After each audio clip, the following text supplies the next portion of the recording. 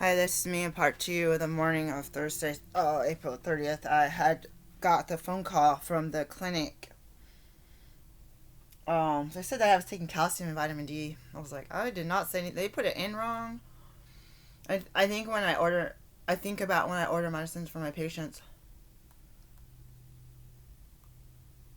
Say you're like trying to order Benadryl or like, yeah, vitamin D or something. It gave me two drops, by the way. It's like, in my EHR, my electronic health record is kind of primitive, and it will do a bunch. It's like hard to read the screen. It'll do a bunch of different. It'll do like, say it was Tylenol for kids, Tylenol chewables, Tylenol liquid, Tylenol capsule, Tylenol night. Like, you know what I mean? Acetaminophen. It'll have like the generic and the brand name. If you're looking at, like, I was trying to find my patients.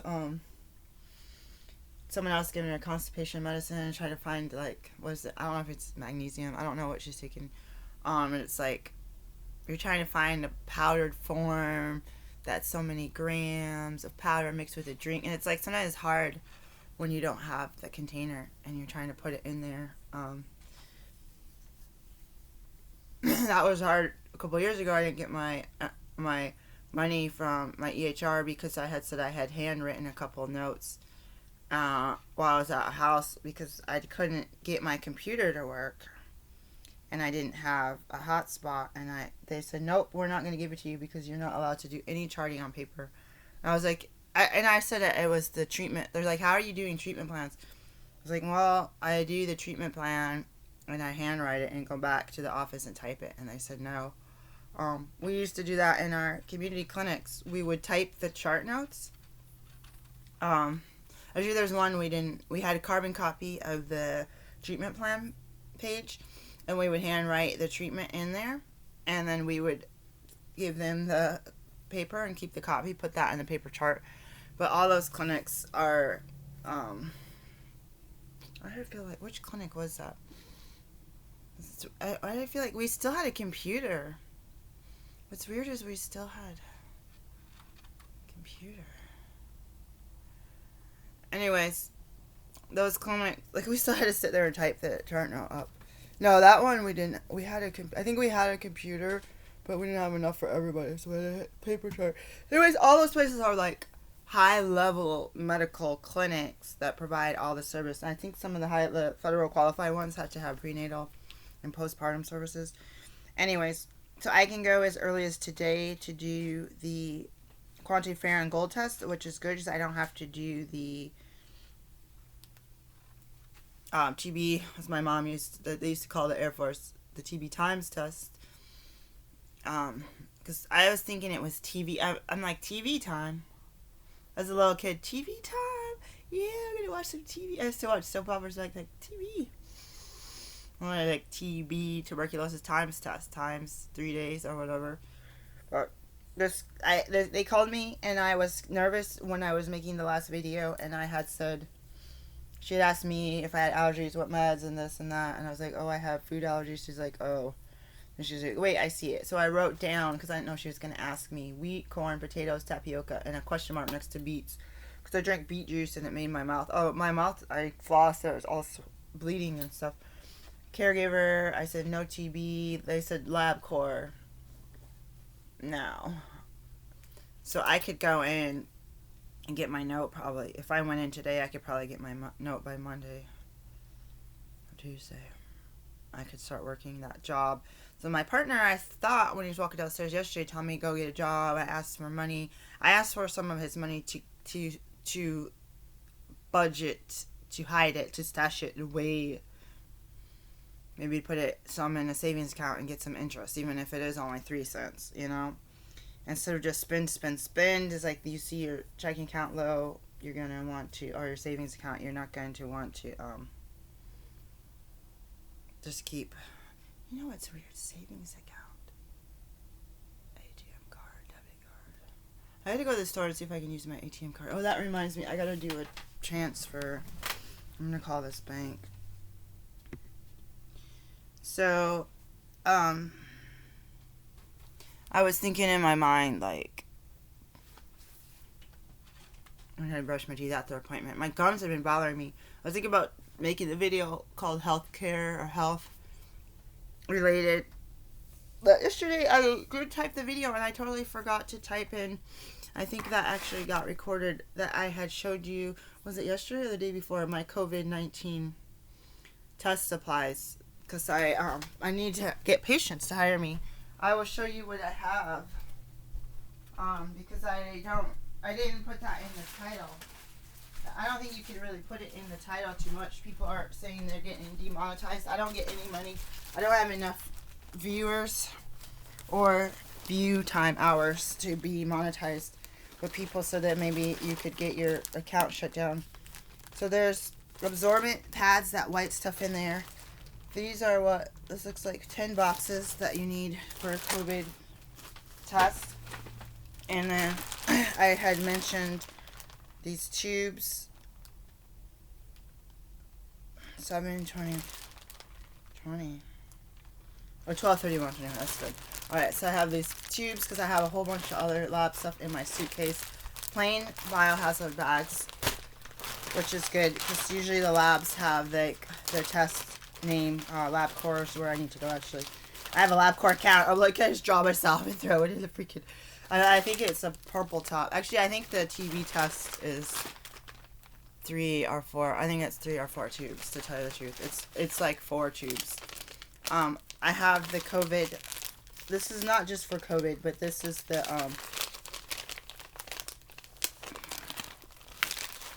viral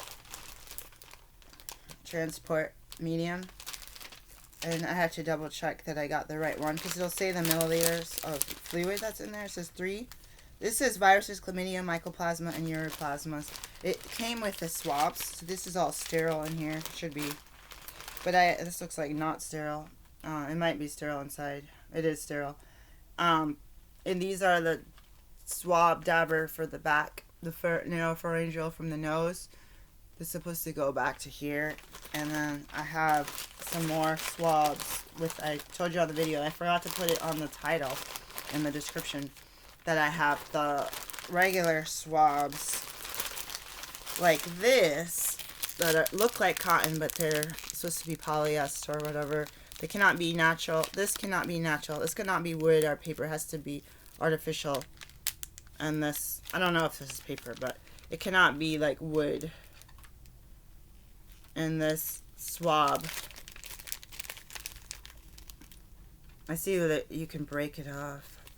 So you're supposed to break them off. I noticed that there is a little mark there, which is good, because you'd have to basically put the swab up there now, stick it in the stuff, and then break it off, and then put the lid on. So the red top one, these are different. These are the orange top one. It has a swab that looks more like that one, that looks like a long Q-tip, instead of this one that's kind of wiry, plasticky wiry, and like a brush, it looks like a brush. In that one, I was thinking I would use that swab, and then I noticed I did something wrong because I didn't have that viral transport medium, and I was going to stick that in their nose and break it off. But I didn't realize when they sent me the purple top one that it would come with a swab, 2 swabs, which is okay. You know you have the right thing. So these can be used for many different tests. That set expires 7/31/21. So you can do, between the 3 different types of swabs I have, you can do the strep throat testing. You can do, like it says, chlamydia. You can do that on the vaginal or the like penis area. You could probably do anal, and you can test for some sexual diseases in your throat also. So there's also the red top one is anaerobic. I'm not positive, but like someone has a boil or a skin condition, you can swab that also and see if it's MRSA, which would be bacterial. But I have a book. I think I'm sure the TB was 4, and I could be wrong. This is dusty. It's like this red towel that got eaten by the freaking mouse. It chewed up. It's like it like destroyed the integrity. So I have, this book is so thick. So I can look up, let's just look up MRSA. See how diabetic patients that have injuries. How to use this publication. So I was going to talk some about my gum health and how they keep telling me to get antibiotics. And then they're like, since like 2004, they wanted me to put antibiotics in my gums and rinse to help them. They tried to lie. Oh, I want this to help you bleed less and stuff. And you find it's an antibiotic. And I don't want to take antibiotics because there's healthy bacteria. I had taken some lozenges I got free that had healthy, bacteria. And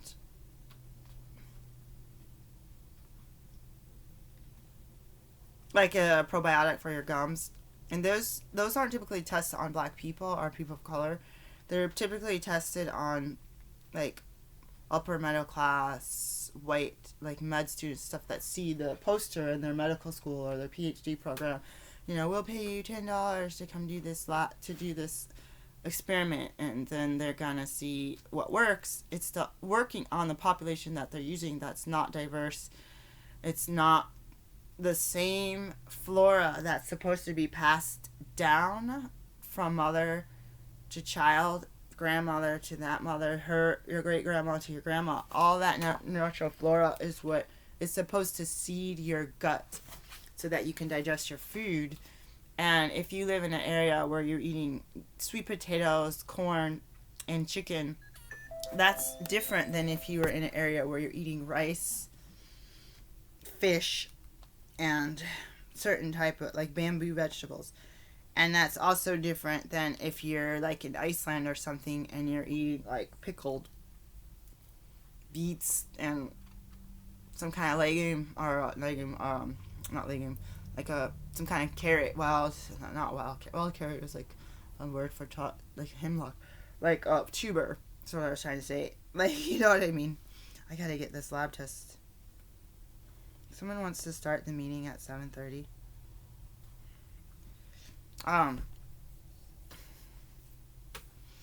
That might actually be good. There's so many tests. I just want to read this book. Do you ever want to do that? Like, you just want to sit and study for your own good, but you're like, oh, I forgot about that. Maple syrup urine disease, carrier test DNA. I forgot about that. Legal term, maple syrup urine. Jake, what color is your urine? I'm trying to think if MRSA. Do you ever want to just sit and study all day and it's not for school and you're not going to get paid? Like, it would be nice to get paid, but you just want to do it just so you can be knowledgeable. I guess that's what documentaries on TV. My partner really likes them. So there's MRSA, colonization, screening culture. Well, they're all on the same page. So 660.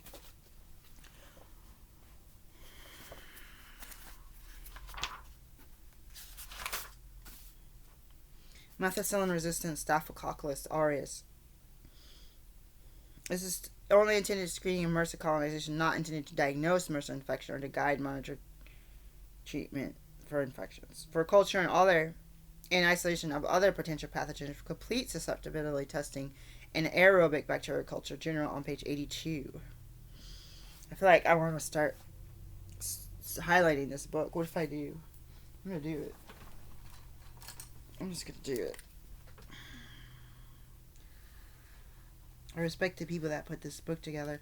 Okay, so specimen. Swab specimen in anterior nares. So nares is like your nose flaps. Axilla or groin in bacterial swab transport. So as I showed you, this one is a viral transport. And the red top one, I don't know where. It's probably, I had one out a couple days ago. I don't know what I did with it. I had it out as a demonstration. I have no clue where it is. So, it's probably my medical bag. One swab, bacteria swab transport. So I don't know. And then they tell you where. So swab the superficial skin, the surface of the superficial skin area. Place swab into swab transport tube.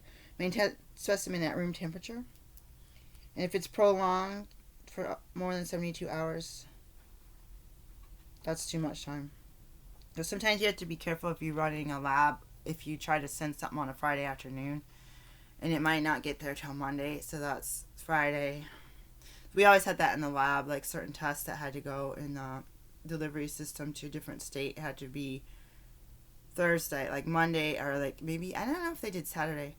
I know Monday, Tuesday, Wednesday, Thursday, but we didn't do that test on Friday, because it would, if it got picked up at Friday at 5, that's going to be Friday to Saturdays one day, Saturday to Sundays, 48 hours, Sunday to Mondays. It's just at 72 hours, really, but who knows? All I know is there's certain tests. I think what part of it is you had a 2-day delivery, 2-day express, like a FedEx or something, and that 2 days would land it on Sunday, Friday, Saturday, Sunday, and there's no one opened on Sunday. I think that's what it was. If you do like a hospital lab or a 7-day lab, if they're gonna deliver 2-day, and I'm wondering about the COVID, if people are getting the labs. Okay, so there's another test, which is the MRSA, NAA. And that one is a nasal swab, and the liquid steward media container is what you use. Moisten with 2 drops of sterile physiological saline or use it dry. Carefully insert it into the nostril, 1 inch from the edge of the nares. Roll the swab 5 times, etc., etc. So that's a MRSA up the nose. The other one is the skin. But they said not to, I thought there was a third one. They said not to use that test for diagnostic MRSA infection. So page 82. And I don't think COVID is in here. I do have a COVID. They did send me a COVID page. I will grab that. So here's an aerobic bacteria culture. And they don't tell you the colors of the, I'm gonna highlight that. They don't tell you the color. This is general test. They also have the next test called aerobic culture extended incubation. And the next one is aerobic identification and susceptibility. So that one is, as far as I know, susceptibility. Like if you culture bacteria and you have a bunch of different cultures, you're going to put, or maybe you just have it in one petri dish or whatever your medium that feeds the bacteria, and you grow it out, you can identify it, right? If it's blank, then it's not going to be anything. If it's a certain type of, because you could test the DNA, or you can test the, whether this is a bacteria, what kind of bacteria it is. Because somebody is going to do experiments 100 years ago to tell you how to identify what you have growing on this plate. I'm very primitive the way I talk about that. May not have agar plates or whatever. They might have something totally different. They might just stick it in the machine, and the machine does the, what's the spectral thing, where it separates it out and reads the, it's almost like a fingerprint of what it is. You know what I mean? There's some machines that can read that. I'm old fashioned, and because I could see it, you can see the colors and stuff when you grow it. And the machine, you can put something in there, and you'll have a handout of what it is, and I like that too. So don't get me wrong. Those machines are expensive, but you're gonna put in an antibiotic, say a bunch of spots of antibiotic, and say there's 5 spots. These 3, the bacteria just keeps growing. These 2, the bacteria stopped growing, or it killed it. So you can send, if you're a lab, you send, like we had a clinic lab, so we sent out stuff to another lab. Some things we did in office, some things we sent out, and then they send that report back that's going to say, it's kind of like a reflex sometimes. If you say, yes, it's positive for bacteria, what kind of bacteria is it? There's a lot of normal flora bacteria, and so there's even non-threatening E. coli and stuff. They're going to say that's not a condition, that's not a pathology, that's normal flora, they're going to say. But if you have like Streptococcus or MRSA or staph, a regular staph, then they can, if you do the test and you order it, it might cost more. If it's normal flora, they can stop. They don't have to reflex it, like go on and on and on and keep on, like Sherlock Holmes, keep investigating further. You're gonna get where you're gonna have the report saying these two type of antibiotics worked, and they're gonna say that in the report that comes to our lab, and then we give those if we have Epic. And it was kind of primitive because we didn't, what is the NIS system or whatever that reads, or the LIS or something. It's like the report goes from the machine straight into the computer result instead of a person sitting there nitpicking at the keyboard. Put in the report or fax it to a office, like if it's my office, and it's going to say, this is the bacteria, these two type of antibiotics. And it's kind of involved. I've only worked in a lab for 2 years, and I did 2 years of graduate medical school lab classes, but it's just this tip of the iceberg because my degree is in naturopathic medicine, so it's not lab technology sciences. We learned a whole lot in med school. A lot of people, I was in there, if the class was 3 hours, I was in there the whole 3 hours. If the class was 3 hours, a lot of people, they hurried up and they finished, skip steps. They don't care. They don't want to draw blood in their office, or they're scared, or they don't know if it's confusing. If you're in lab and you only run 3 tops, purple or lavender, red top, and marble top,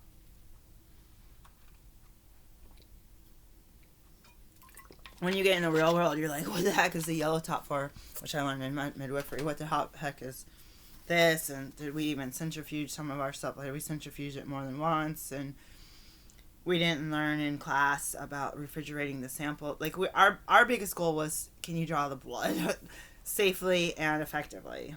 That was our biggest thing. We did some swabs, yeast swabs of the girls, mostly women in the class, so we do vaginal. We do our own vaginal, like walking down the hallway with a dirty swab that we had to go stick on a microscope.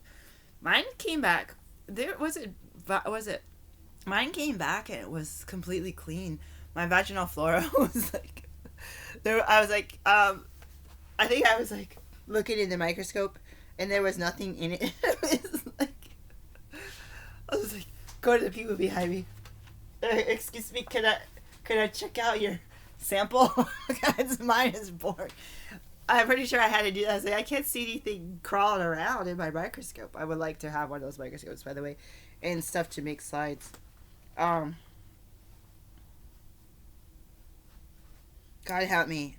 I was brushing my teeth before I made this video, and I was like, God, I need to figure out how to make my life work. And earlier I was grateful that my partner had a job and that he had given a minimum pay, and they're giving him the minimum pay. Sometimes you want someone to bump it up $1 or $2. It's like, what if they said, oh, we're willing to pay him $20 an hour, but you say less? Like, maybe they can give you a tip once in a while. It's like, dang it, what should I have asked? Because sometimes you ask for more, they're like, too bad, that's too much. But sometimes you want them to say, we really want to hire you, this is what we'll pay. I was looking for something. Okay, look at this. Routine flora of the eye. So this is page 82 of LabCorp book. Corynebacterium species. Diphtherids. Staphylococcus epidermidis. Saprophytic fungi. Moraxella. Something. Strep. Non-hemolytic. Gram-negative rods are rare. Abnormal ocular flora include H. influenza. H. They have it spelled out. Aegyptus, Streptococcus pneumonia, Staphylococcus aureus, Pseudomonas.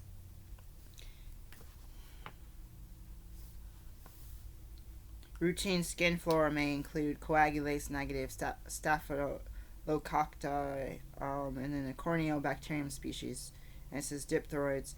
alpha streptococcus viridans, and viridian streptococcus. I think when they say routine, I wonder if that's what I was saying about normal flora. So use, isolate, identify potentially pathogenic. Aerobic. So aerobic has air, oxygen. Anaerobic is no oxygen. So the red swab I was looking for was anaerobic, or aerobic and anaerobic. I believe it is bacterial and viral. I don't know. They're talking about fungi. I don't have it in front of me. So this guy says anaerobic, fungal, and mycobacterial pathogens should be considered in appropriate cultures requested if clinically indicated. The procedure will not detect chlamydia, viruses, fungi, or mycobacteria. So that's good to know. They will not detect. So this is a culture. So they're going to grow out. You're going to swab somebody and they're going to grow it out. There's an extended incubation test.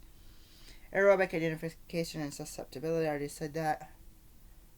And let's see what they say.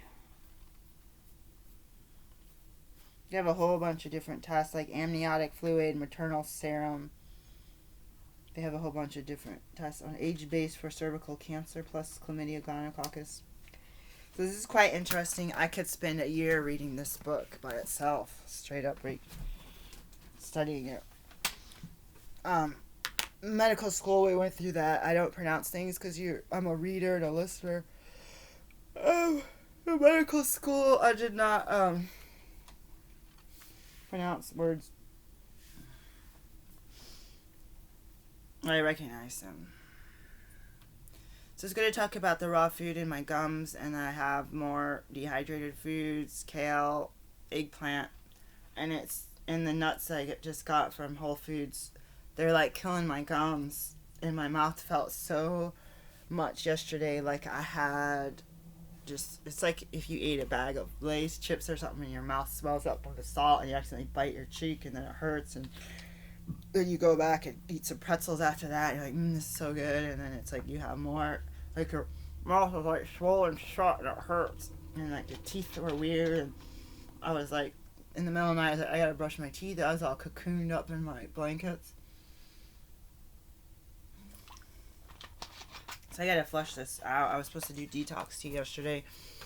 The more that I ate raw food diet and dehydrated foods, and even salads and spinach, gets stuck in my gums, and then it seems to pull down on the tissue to make the gaps in the depth bigger.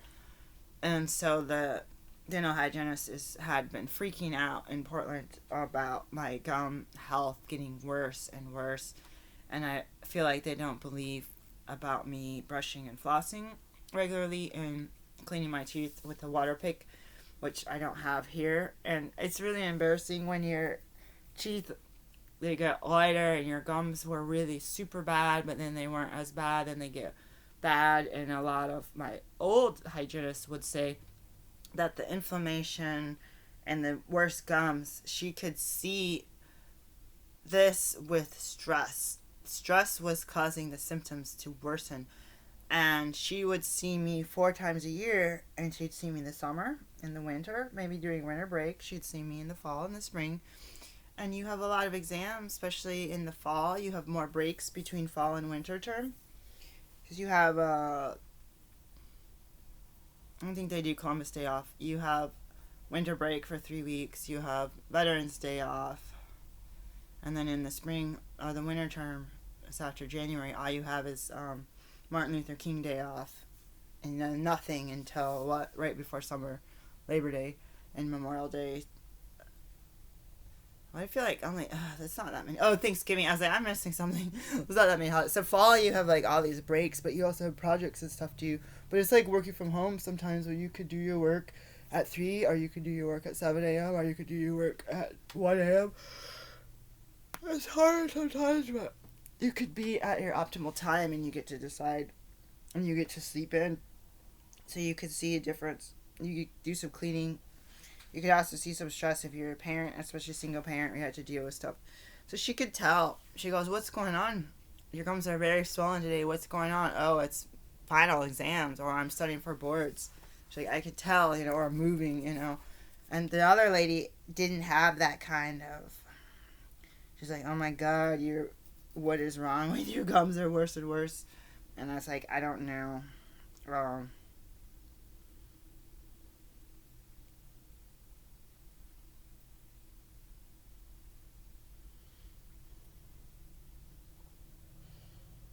12:30.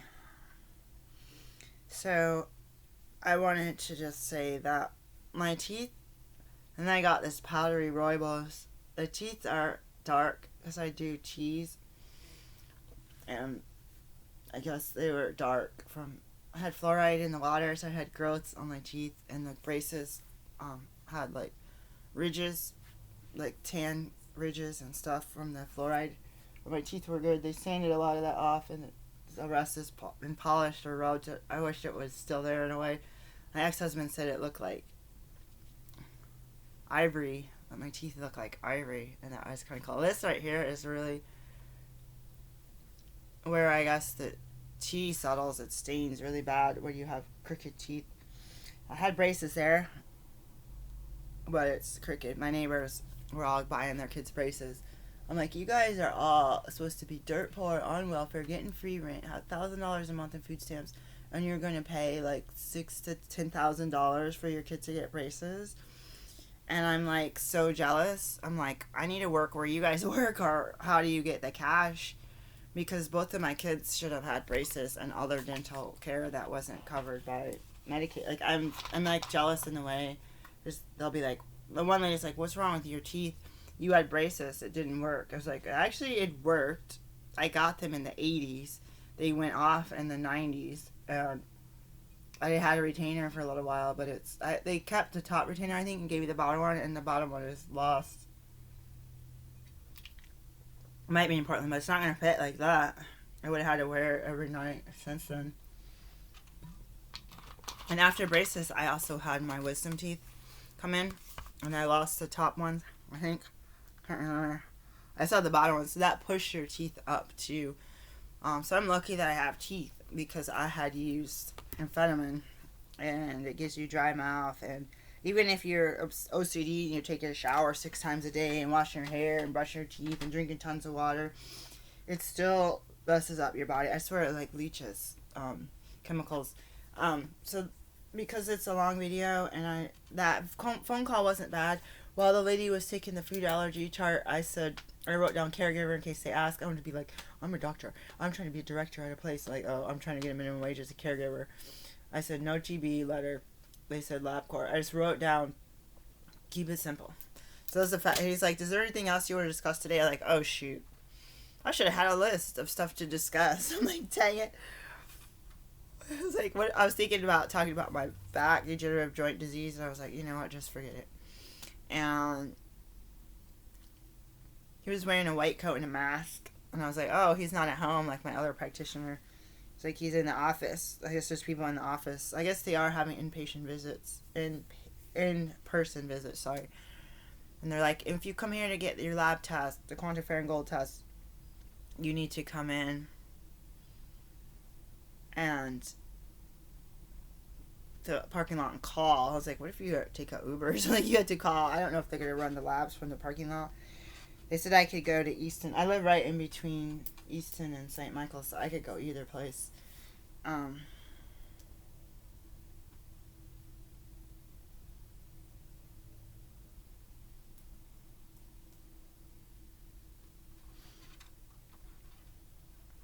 There's all these masks and...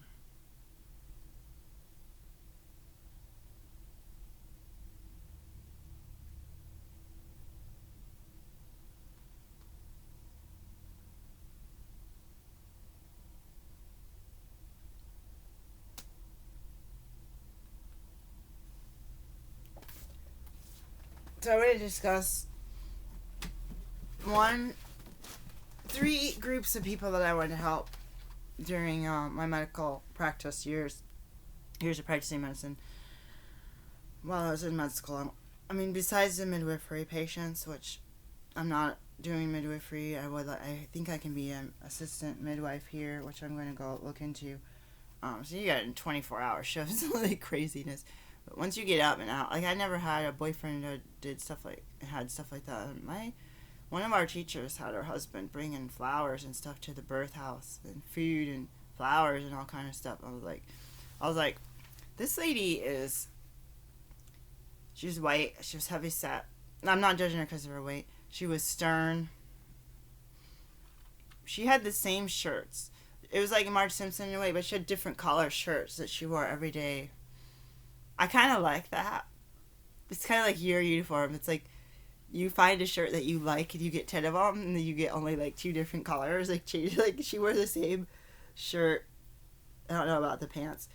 She had a family. She had great kids. She had a dog, at least one. I met the dog, and she was naturopath, acupuncture, and midwife. And she was just amazing. She was stern. It was difficult. And people are like older than me. Their hormones are different, weird. You're not sleeping. And I had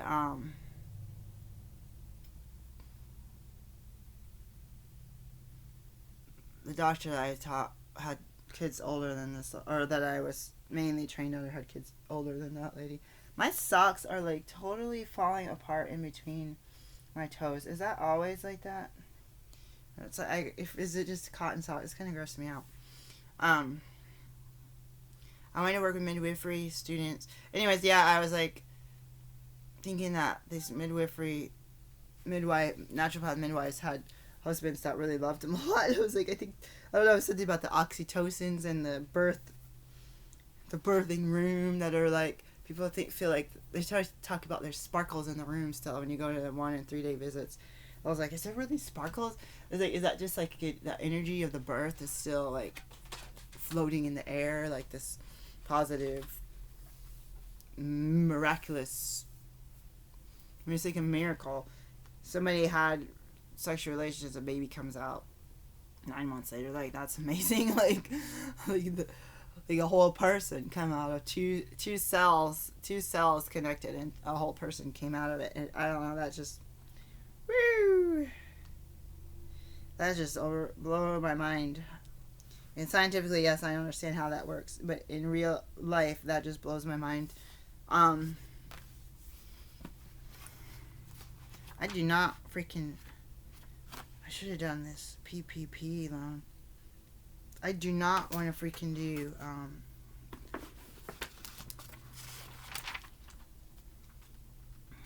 this test because I think it's too much blood. I don't like driving myself when I get blood tests.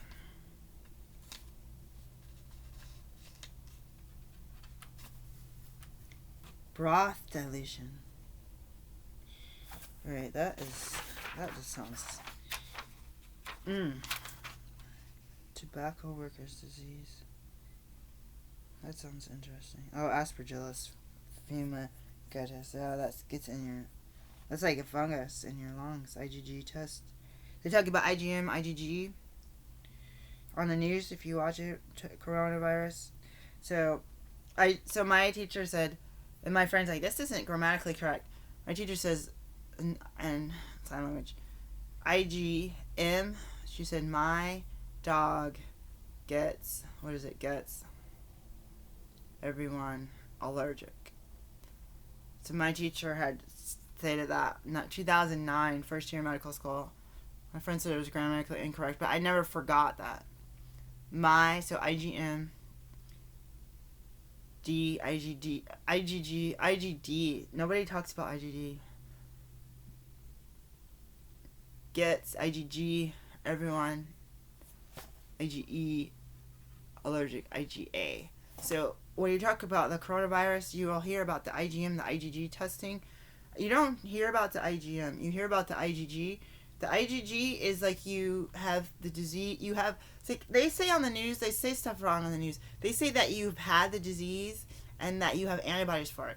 But what if to have a disease, you're susceptible. You go through a crowded hospital or crowded grocery store, and this person has staph, and this person has strep, or like as staph would be on your skin more. But this person has a common cold, this person has a flu, this person has coronavirus, and they all sneeze right on you. You breathe in the droplets. If you say you had the coronavirus, flu, strep, even measles or whatever, if your body can build up an immune defense and antibodies to those toxins, you don't have to necessarily get sick. I mean, I could be wrong. You don't have to get sick every time you're around a cold virus. But if your immune system's working well, you will develop a defense against that. And I wonder about that with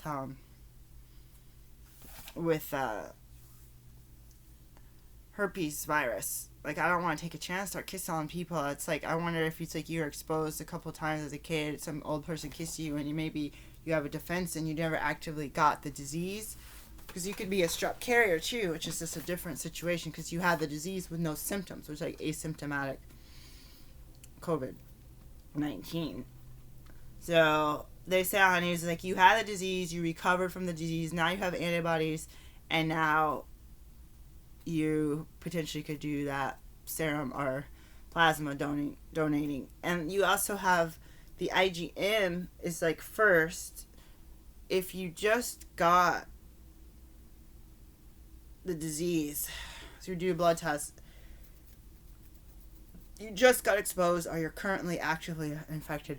The IgG, so the IgM would test positive. I just got the disease, you just got, not I just got, but just an example.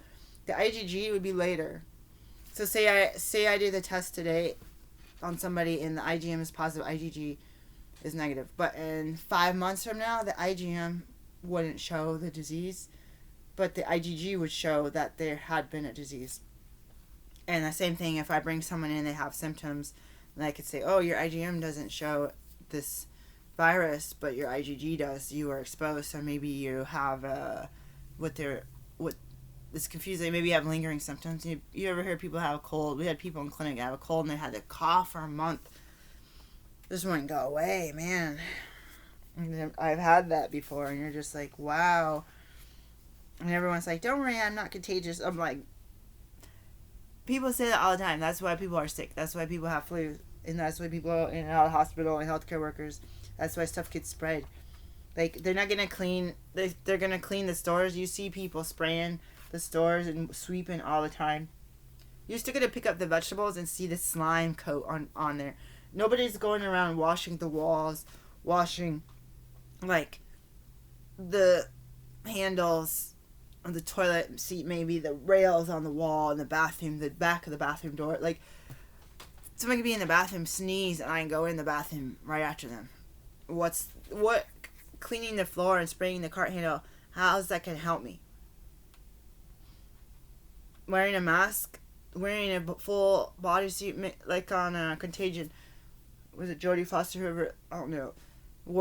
They wear those suits with the oxygen in the back. It's like they're fully contained, almost like a spacesuit. I feel like I would need to be like I'm a spacesuit in order to not get sick, because the people in the front lines wearing all that gear, their hair's still sticking out. Their neck and their forehead and their wrists, you see their Apple Watches while they're doing the, stuff that can cause aerosolize.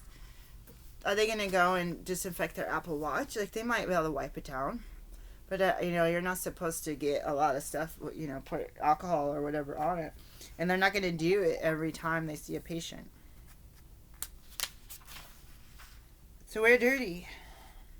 And you saw the people saying we're all going to get sick anyway, we should open up businesses. And it's like, no, we can't overwhelm. I don't even see tuberculosis spelled out. We're not going to overwhelm the health system. I don't know why. This would be very common.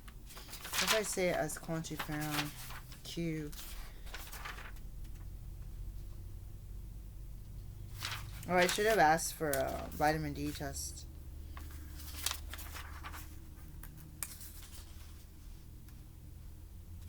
Oh, it is under quantiferon gold.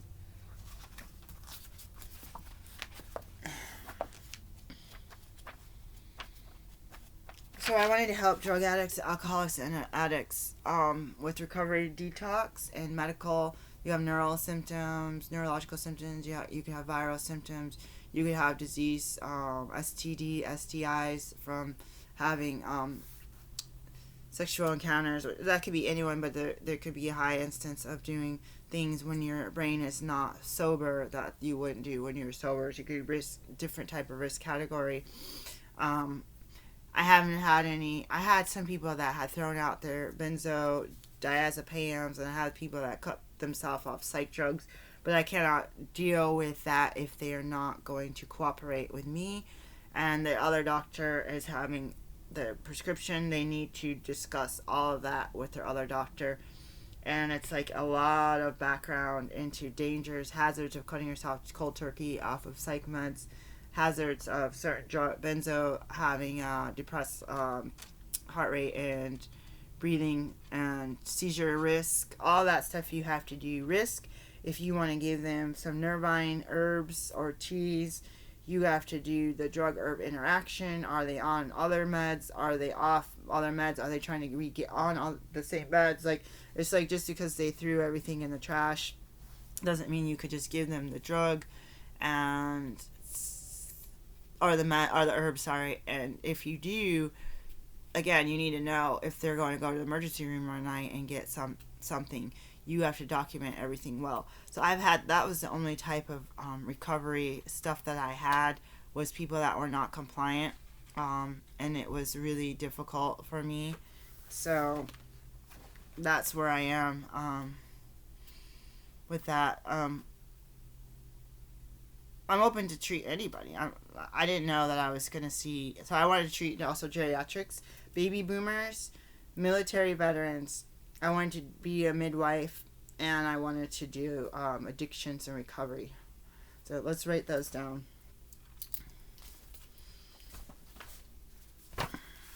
But I didn't know I would have immigrant health. So I'll say addictions and recovery, because addictions is either before, during, or after. You have addictive personality as a child, and then you could help prevent someone. Like they could be a kid with addictions, or they could even have, I want to say mental health. They could have OCD. I'm going to put OCD on here. OCD and, I don't know this. I want to put schizophrenia. Autism. Autism is not easy. I've worked with people with autism, and it was compatible with my personality. Just depending on the frustration of the caregiver. And there's some people that don't like their kids. They hate their kids that are handicapped, and it's very sad.